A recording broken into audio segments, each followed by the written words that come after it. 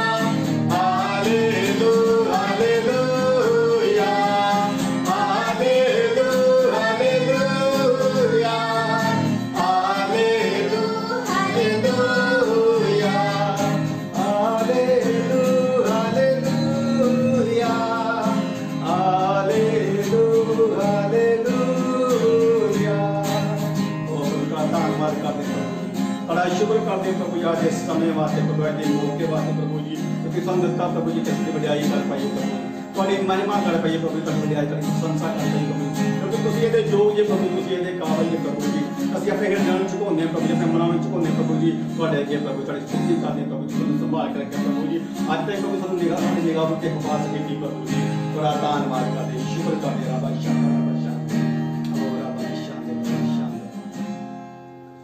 फिर से वो आग बरसा दे फिर से तूफान आने दे तेरी महिमा से तेरी सामर्थ से फिर से तू अभिषेक कर दे फिर से वो आग बरसा दे फिर से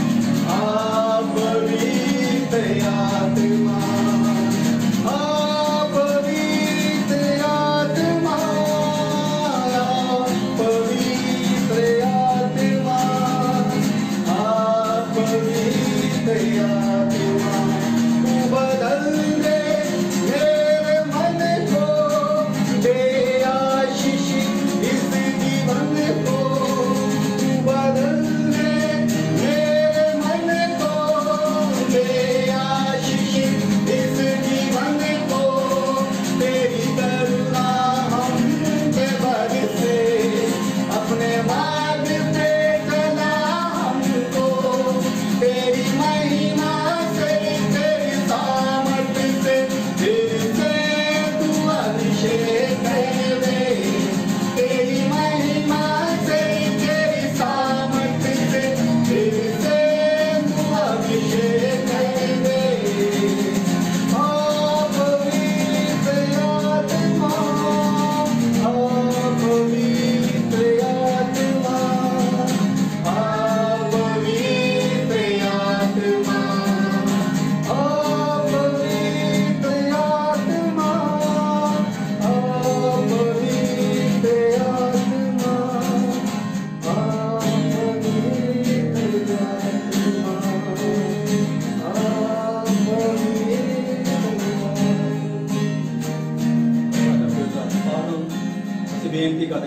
ਤੁਸੀਂ ਆਓ ਸਾਡੇ ਵਿਚਕਾਰ, ਸਾਡੇ ਵਿੱਚ ਆਪਣੇ ਆਪਣੇ ਮਸਾ ਸਾਨੂੰ ਭਰ ਦਿਓ ਪਵਿੱਤਰ, ਆਪਣੀ ਸਾਮਰ ਸਾਨੂੰ ਪਵਿੱਤਰ ਆਤਮਾ ਦਿਓ, ਤਾਂ ਜੋ ਅਸੀਂ ਪਿਤਾ ਪਰਮੇਸ਼ਰ ਦੀ ਮਹਿਮਾ ਕਰ ਸਕੀਏ, ਪਿਤਾ ਪਰਮੇਸ਼ਰ ਦੀ ਵਡਿਆਈ ਕਰ ਸਕੀਏ। ਸਾਨੂੰ ਸਾਮਰ ਦਿਓ ਤਾਂ ਕਿ ਅਸੀਂ ਪਰਮੇਸ਼ਰ ਦੇ ਰਾਹਾਂ ਤੇ ਚੱਲ ਸਕੀਏ, ਪਰਮੇਸ਼ਰ ਦੇ ਪਿੱਛੇ ਚੱਲ ਸਕੀਏ, ਪਰਮੇਸ਼ਰ ਦੇ ਹੁਕਮਾਂ ਨੂੰ ਪੂਰਾ ਕਰ ਸਾਨੂੰ ਆਪਣੀ ਸਾਮਰ ਦਿਓ ਪਵਿੱਤਰ ਆਤਮਾ ਜੀ। ਤੁਸੀਂ ਆਓ ਤੁਸੀਂ ਸਾਡੇ ਮਦਦਗਾਰ, ਸਾਡੇ ਮਦਦ ਸਾਡੇ ਸਹਾਇਕ ਜੀ। ਤੁਸੀਂ ਸਾਡੇ ਬੇਨਤੀ ਕਰਦੇ ਹੋ ਤੁਸੀਂ ਆਤਮਾ ਪਵਿੱਤਰ ਆਤਮਾ ਤੁਸੀਂ ਆਓ ਪਵਿੱਤਰ ਆਤਮਾ ਜੀ। और बादशाह धन्यवाद करते मेरे पिता परमेश्वर, बड़ा शुक्र करते मेरे पिता परमेश्वर तुसी दया के साडे रहम कीता, ਅਸੀਂ ਤੁਹਾਡੀ ਮਹਿਮਾ ਕਰ ਪਾਏ, ਤੁਹਾਡੀ ਸਤੁਤੀ ਕਰ ਪਾਏ, ਤੁਹਾਡਾ ਧੰਨਵਾਦ ਕਰਦੇ ਹਾਂ ਤੁਹਾਡੇ ਪਿਆਰੇ ਪੁੱਤਰ प्रभु यीशु मसीह नाम में, आमीन। Hallelujah hallelujah. अभी हम अपने पास्टर जी के परमेश्वर का वचन सुनेंगे और पास्टर जी हमारे हमें परमेश्वर का वचन हमारे साथ साझा करके हमारे साथ बांधेंगे। हालेलुया।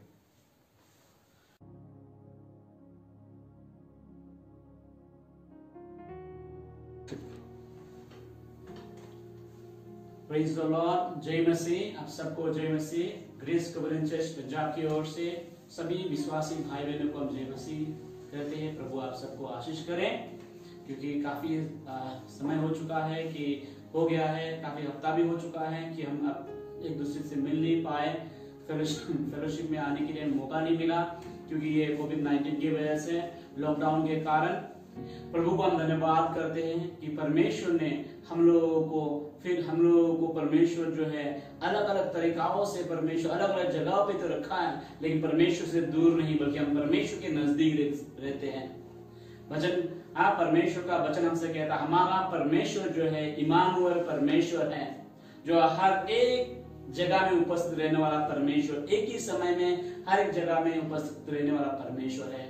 उसी परमेश्वर के ओर से आप सबको आशीष के वचन में कहना चाहता हूं। आज के दिन जो कुछ भी हम आप लोगों को वचन के द्वारा इंकरेज करना चाहते, उत्साह देना चाहता, विश्वास करते कि परमेश्वर इन वचनों के द्वारा आपको आशीष करें।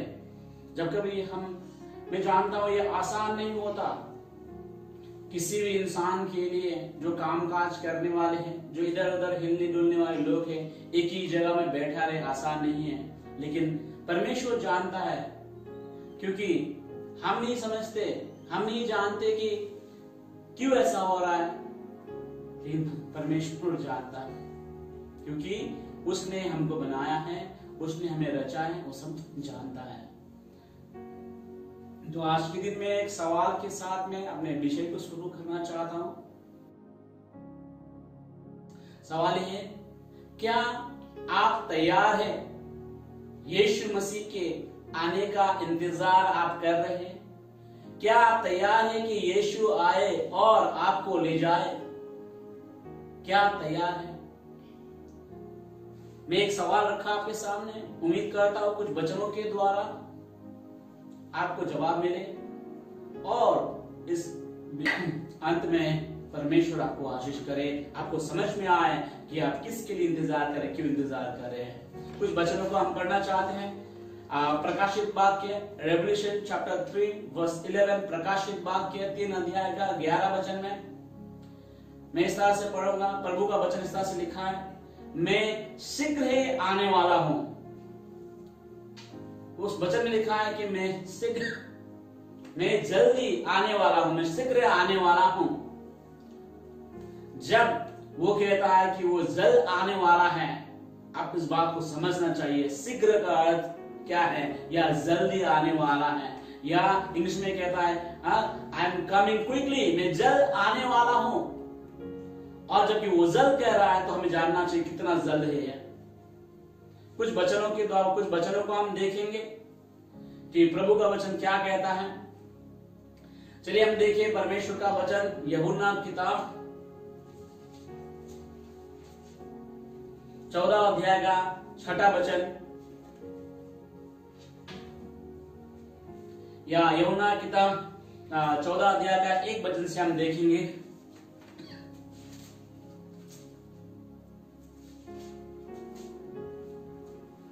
यूहन्ना किताब John, gospel of John chapter 14 verse 1, यूहन्ना किताब 14 अध्याय का पहला वचन। यीशु मसीह ने अपने चेलाओं से कहा, तुम्हारा मन व्याकुल ना हो, तुम्हारा मन व्याकुल ना हो या तुम्हारा मन नहीं घबराए। आज सारा संसार जो है घबराया हुआ है, सारा संसार बहुत सारे बातों को लेकर घबराया हुआ है। लेकिन परमेश्वर का वचन हमसे कहता है तुम्हारा मन व्याकुल ना हो। क्यों व्याकुल ना हो? क्यों परमेश्वर का वचन कहता है कि व्याकुल ना हो? आज जिस हालात में संसार है, जिस हालात संसार का है, उस हालात में बनता है सभी लोग घबराए हुए हैं, सभी लोग अपने परिवार के विषय में चिंता कर रहे हैं, सभी लोग जो है अलग अलग चीजों के बारे में परवाह कर रहे हैं, घबराया हुआ है, कल क्या होगा, आने वाला दिन क्या होगा, बहुत सारे बातों को लेकर घबराया हुआ है। लेकिन हम धन्यवाद देते हैं कि परमेश्वर का वचन बाइबल हमसे ये कहता है कि तुम्हारा मन व्याकुल ना हो, तुम्हारा मन ना घबराए। क्यों नहीं घबराने के लिए बोला है? परमेश्वर का वचन क्या कहता है? परमेश्वर पर विश्वास रखो, प्रभु का वचन कहता है। परमेश्वर पर विश्वास रखो और मुझ पर भी विश्वास रखो, यीशु ने कहा। 14 अध्याय का दूसरा वचन में कहता है, यीशु ने कहा मेरे पिता के घर में बहुत से रहने का स्थान है, यदि नहीं होते मैं तुमको सच कह देता, क्योंकि मैं तुम्हारे लिए जगह तैयार करने के लिए जाता हूं। यीशु ने अपने चेलाओं से कहा तुम्हारा मन व्याकुल ना हो, तुम ना घबराना, बल्कि मुझ पर भी विश्वास रखो, मैं तुम्हारे लिए जगह तैयार करने के लिए जा रहा हूं। हमें कहता है और यदि मैं जाकर तुम्हारे लिए जगह तैयार करूं तो फिर आकर तुम्हें अपने यहां ले जाऊंगा, जहां मैं रहूं वहां तुम भी रहो। आज हम जानते हैं परमेश्वर के वचन के द्वारा कि हमारा परमेश्वर, हमारा उद्धारकर्ता यीशु मसीह स्वर्ग का परमेश्वर आज स्वर्ग में है और वो हमारे लिए जगह तैयार कर रहा है, वो घर को तैयार कर रहा है। क्योंकि हम विश्वासी, जितने भी विश्वासी भाई बहने हैं, इस बात को हम जाने, इस बात को हम सोचे, अच्छी तरह समझ ले कि हम जो इस दुनिया में मुसाफिर है, इस दुनिया में हम केवल कुछ ही दिनों का मेहमान है। एक दिन ना एक दिन हमें इस संसार को छोड़ के जाना होगा। लेकिन हम धन्यवाद देते हैं परमेश्वर का वचन के लिए, जो वचन हमें ताकत देता है, जो वचन हमें सहायता करता है, जो वचन हमें राह दिखाता है। उसमें ये कहा गया है कि यीशु वो आएगा, यीशु आएगा ले जाने के लिए। किसको ले जाएगा? जो उसका है, जो लोग यीशु का है। यीशु के लोग कौन हैं? जो यीशु मसीह को अपने जीवन में उद्धारकर्ता के रूप में अपनाया है, जो लोगों ने पापों से तौबा किया है, वो लोग प्रभु का है और प्रभु उनको लेने के लिए आएगा। इसके लिए हमें तैयार करना जरूरी है, हमें तैयार रहना जरूरी है। आज मैं और एक आपको समझाना, एक उदाहरण देकर मैं समझाना चाहता हूं जो परमेश्वर के वचन में है। जब यीशु मसीह इस संसार में था 2000 साल पहले और यीशु मसीह अपने चेलाओं के साथ में था, एक समय यीशु मसीह ने अपने चेलाओं को कहा कि मुझे यरूशलेम जाना होगा और उस जगह पे जाकर मुझे दुख उठाना पड़ेगा और संसार के लिए अपने जीवन कुर्बान करना पड़ेगा और संसार मुझे दुख देगा, संसार मुझे क्रूस पर चढ़ाएगा। केवल उतना ही नहीं, वचन उस तरह से कहता है कि वो तीसरा दिन जी उठेगा। चलिए इस वचन को हम देखेंगे, प्रभु का वचन क्या कहता है। मत्ती की किताब 20 अध्याय का 19वां वचन में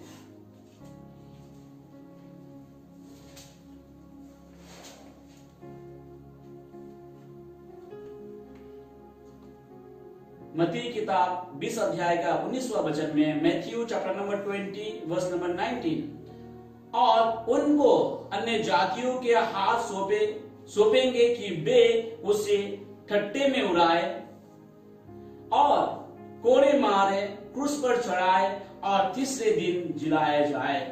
यीशु मसीह ने अपने चेलाओं से कहा, यीशु मसीह ने अपने मौत के विषय में आप उनके जीवन में जो कुछ दुख और तकलीफ आएगा उसके विषय में यीशु मसीह ने पहले से ही कह चुका था अपने चेलाओं को, मुझे दुख उठाना होगा, लोग मुझे क्रूस पर चढ़ाएंगे, लेकिन तीसरा दिन में जी उठूंगा बोलकर। क्यों मैं इस वचन को आप लोगों को मैं कह रहा हूं, क्या कारण है?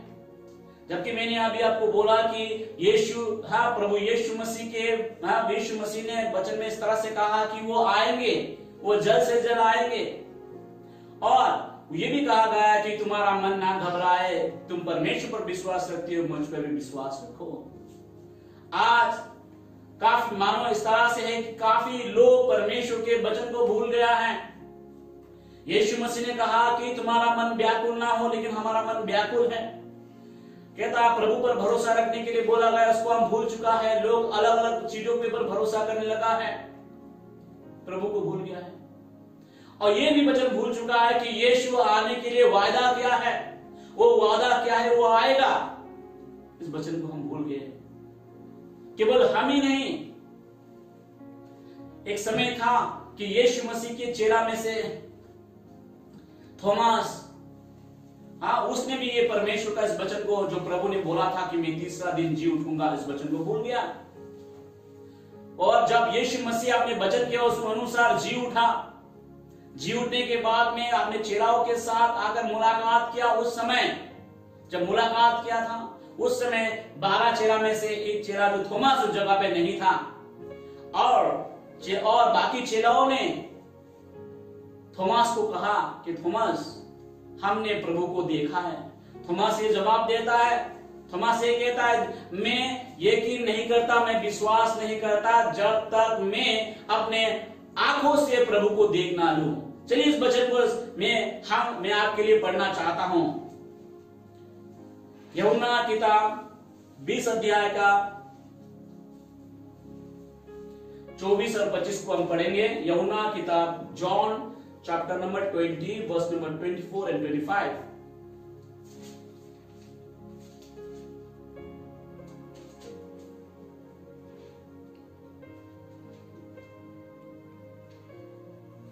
परंतु 12 में से एक अर्थात थोमा, जो दिदुमुस कहलाता है, जब यीशु आया तो उसके साथ ना था। जब अन्य चेले उसे कहने लगे, हमने प्रभु यीशु को देखा, हमने प्रभु यीशु मसीह को देखा है, तब उसने उनसे कहा, जब तक मैं उसके हाथों में कीलों के छेद ना देख लूं और कीलों के छेदों में अपनी उंगली ना डाल लूं और उसके पंजर में अपना हाथ ना डाल दूं, तब तक मैं विश्वास नहीं करूंगा। ये थोमास, जो यीशु मसीह के चेला, जो यीशु मसीह के साथ था, यीशु मसीह के द्वारा शिक्षा पाया, यीशु मसीह ने बाकी चेलाओं के साथ उसको भी कहा था कि मैं तीसरा दिन जी उठूंगा, लेकिन जो जी उठा उस समय उसके पास इस बात को यकीन करने के लिए नहीं था, वो देखना चाहता है। आज इसी तरह से थोमा की तरह बहुत सारा विश्वासी लोग हैं, बहुत सारा विश्वासी भाई बहन ऐसा ही हैं, परमेश्वर का वचन उन्होंने सुना है अपने पास्टर्सों के द्वारा, कलीसिया में शिक्षाओं के द्वारा, और बहुत सारे कहता है बहुत सारे तरीकाओं के द्वारा, या परमेश्वर के वचन के ओर से उन्होंने पढ़ा है, सुना है। लेकिन क्या होता है, जब मुसीबत आता है, तकलीफ आने लगता है, सारे बातें जो को हम भूल जाते हैं कि परमेश्वर का वचन ने क्या कुछ वायदा किया है। सबसे बड़ा वायदा यह है कि यीशु मसीह ने वादा किया है कि वो वो आएगा, अपने लोगों को ले जाने के लिए आएगा, वो आएगा उनको ले जाने के लिए जो उसका है। ये बात हम भूल गए हैं, ये बात हम भूल चुके, मानो उसको हमने परवाह नहीं किया, परमेश्वर का वचन को हमने महत्वपूर्ण नहीं दिया या इंपॉर्टेंट नहीं जाना। अरे चलो यार, मसीह है, मसीह धर्म है, मसीह का एक नियम है, वचन पढ़ लिया बस हो गया। वचन, परमेश्वर का वचन जो है जीवित वचन है, परमेश्वर का वचन जो शक्तिशाली वचन है, परमेश्वर का वचन जो कहता है यस और आमेन है, वो जो कहता है वो पूरा करके रहेगा। हमारा परमेश्वर जिसने आकाश और पृथ्वी को रचा है, जिसने आपको और हमें बनाया है, वो परमेश्वर जिंदा परमेश्वर है और जो कुछ वो कहता है वो कभी अधूरा नहीं छोड़ेगा। क्योंकि परमेश्वर का वचन जो है, क्या परमेश्वर का वचन जो सत्य है। चलिए हम देखेंगे प्रभु के वचन से मत्ती किताब 24 अध्याय का 35 वचन, Matthew chapter number 24 verse number 35। इस वचन में क्या कहता है हम देखेंगे।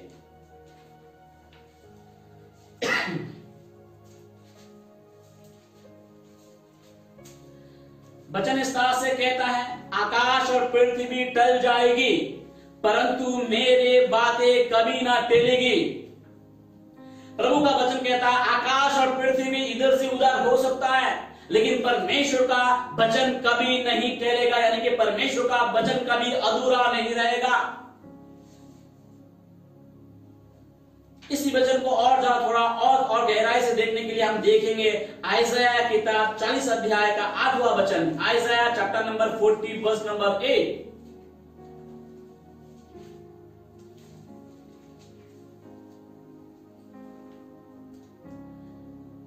हमारे परमेश्वर का वचन सदैव अटल रहेगा। हमारा परमेश्वर का वचन सदा अटल रहेगा, परमेश्वर का वचन कहता है। और क्यों अटल रहेगा? क्योंकि हमारा परमेश्वर जिंदा परमेश्वर है और उसमें झूठ नहीं है, वो झूठ नहीं बोलता। जो कुछ उसने बोला है वो अधूरा नहीं रखेगा, वो पूरा करेगा। बाइबल कहता है, गिनती किताब अगर हम देखते हैं, गिनती किताब 23 अध्याय का 19वां वचन में कहता है, परमेश्वर इंसान नहीं है। परमेश्वर इंसान नहीं कि वो कहता है कि वो झूठ बोले, और हमें कहता है ईश्वर मनुष्य नहीं कि वो झूठ बोले, और ना वो आदमी अपनी इच्छा बदले। क्या जो कुछ उसने कहा उसे ना करे? क्या वो वचन देकर उसे पूरा ना करे? परमेश्वर का वचन हमसे ये कहता है कि हमारा परमेश्वर जो जिंदा परमेश्वर है और उसने जो कुछ वादा किया वो पूरा करेगा ही करेगा। चाहे आप उस पर विश्वास करें ना करें, लेकिन परमेश्वर का वचन कहता है वो पूरा करेगा ही करेगा। क्योंकि हमारा परमेश्वर झूठ नहीं बोलता, और जिस तरह से यीशु मसीह ने वायदा किया है वो आएगा, वो जरूर आएगा ले जाने के लिए। उनको ले जाएगा जो तैयार आएगा, जो तैयार है उसको लेने के लिए वो ले जाएगा। आज जरूरत है हमको और आपको कि हम परमेश्वर के वचन पर बना रहें। आज आप और हमें चाहिए कि हम परमेश्वर के वचन में बना रहें, हम अपने आप को तैयार रखें। जैसे कि मैंने आपको सवाल पूछा, क्या आप इंतजार कर रहे हैं यीशु मसीह का कि वो आएगा और आपको ले जाने के लिए? अगर आप कहते हैं हाँ मैं तैयार हूं, फिर आपको आपका तैयारी आप जानते हैं, अपने आप को जवाब देना है आप आपको तैयार कर रहे हैं या नहीं। अगर आप भूल बैठे, मान लीजिए आज इन वचनों के द्वारा परमेश्वर मुझे इस्तेमाल कर रहा, आप लोगों को जगाने के लिए, आपको एहसास दिलाने के लिए, जाग जाइए, क्योंकि यीशु आने वाला है। यीशु जल्द से जल्द आएगा, वो आएगा। चाहे आप विश्वास करो या ना करो, परमेश्वर का वचन वो पूरा होगा ही होगा। जब वो आएगा वो अपने लोगों को ले जाएगा। ये नहीं समझना अरे यीशु जो आएगा कि मसीहों को ले जाएगा। मसीहों को नहीं, जो उन लोगों को ले जाएगा जिन लोगों ने तौबा कर लिया है, जो लोग अपने पापों से मन फिराया है, जो पाप की राहों को छोड़ दिया है। केवल चर्च में जाना काफी नहीं है, केवल चर्च में चलना ही चर्च में आना जाना काफी नहीं है। आपको चाहिए कि यीशु मसीह के पास आए, अपने पापों से तौबा करें, और यीशु मसीह के लहू में ताकत है। यीशु मसीह के लहू जो है पवित्र लहू है, वो अपने सारे पापों को धो सकता है, आपको शुद्ध कर सकता है। इसी कारण हमें चाहिए हर रोज के जीवन में अपने आप को तैयार करने के लिए हमें चाहिए पवित्र जीवन जीने के लिए। बाइबल कहता है पवित्र बनो जैसा मैं पवित्र हूं। आज आपको और हमको पवित्र बन के रहना जरूरी है। बिना पवित्रता का कोई परमेश्वर को देख नहीं सकता। आज दुख के बाद यह है कि बहुत सारे मसीह लोग काफी सालों से मसीह में हैं, हम पर